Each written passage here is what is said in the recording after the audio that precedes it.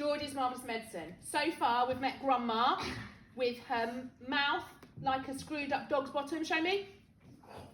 Absolutely. She's a really horrible grandma, isn't she?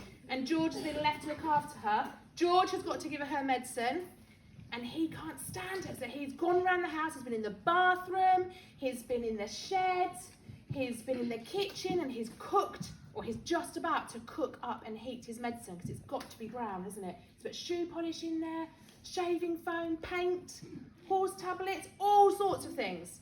So the next chapter is called the cook-up. In the kitchen, George put the saucepan on the stove and turned up the gas flame underneath it as high as it would go. "George!"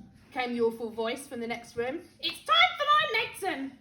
It's time for my medicine! "Not yet, Grandma," George called back. "There's still 20 minutes before 11 o'clock. What mischief are you up to in there now?" Granny screeched. "I hear noises!" I hear noises! George thought it best not to answer this one. He found a long wooden spoon in a kitchen drawer and began stirring hard. Get your spoons out. Get a good stir.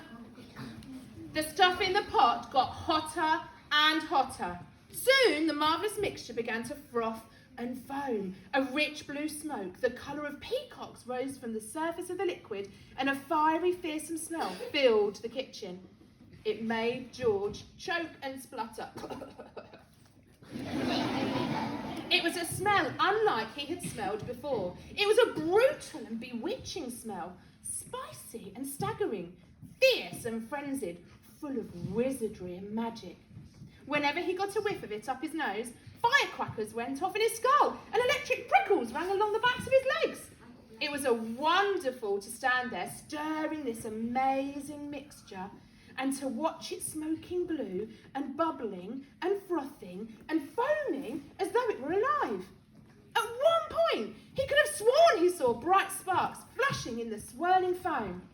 And suddenly, George found himself dancing around the steaming pot, chanting strange words that came into his head out of nowhere. Fiery broth and witch's brew, foamy froth and riches blue, fume and spume and spoondrift spray, fizzle, swizzle, shout, hooray! Watch it sloshing, swashing, sploshing, hear it hissing, squishing, spissing. Grandma better start to pray. Grandma better start to pray.